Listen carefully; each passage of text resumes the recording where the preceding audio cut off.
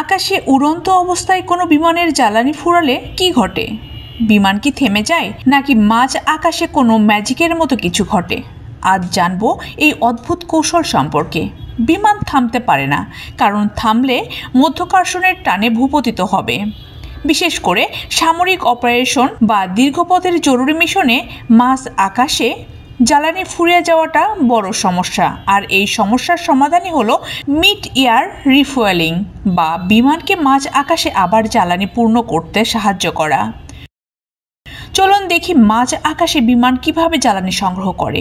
Mid air refuelling প্রয়োজন হয় বিশেষ করে দীর্ঘ পথে উড়ন্ত সামরিক বিমানের ক্ষেত্রে। এই সমস্যা সমাধানে রয়েছে এক আধুনিক পদ্ধতি, যাকে বলে এয়ার টু এয়ার রিফুয়েলিং বা মিড এয়ার রিফুয়েলিং। এ প্রক্রিয়ায় একটি বিশেষ ট্যাঙ্কার বিমান ব্যবহার করা হয়, যা মাঝ আকাশে অন্য বিমানের জ্বালানি সরবরাহ করে।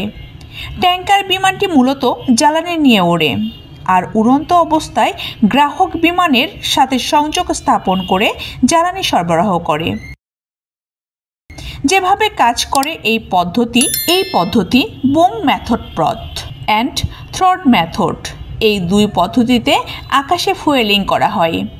প্রথম পদ্ধতিতে ট্যাঙ্কার বিমানের পিছন থেকে একটি লম্বা পাইপ বের হয়, যা গ্রাহক বিমানের জ্বালানি ট্যাঙ্কের সাথে যুক্ত করে জ্বালানি সরবরাহ করে।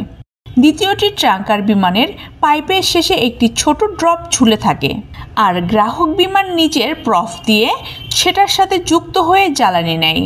এ সময় দুটি বিমানকে একসঙ্গে নির্দিষ্ট দূরত্ব বজায় রেখে এবং একই গতিতে উঠতে হয়।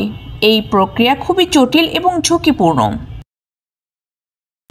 দুটি পদ্ধতিতেই বিমানগুলোকে নির্দিষ্ট দূরত্ব বজায় রেখে এবং একই গতিতে উঠতে হয়। এটি অত্যন্ত ঝুঁকিপূর্ণ হওয়ার কারণে দক্ষ পাইলটের হাতে এই কাজ অর্পণ করা হয়। বাণিজ্যিক বিমানগুলো সাধারণত উড্ডয়নের আগে প্রয়োজনীয় জ্বালানি সংগ্রহ করে নেয়, যা পুরো যাত্রার জন্য যথেষ্ট।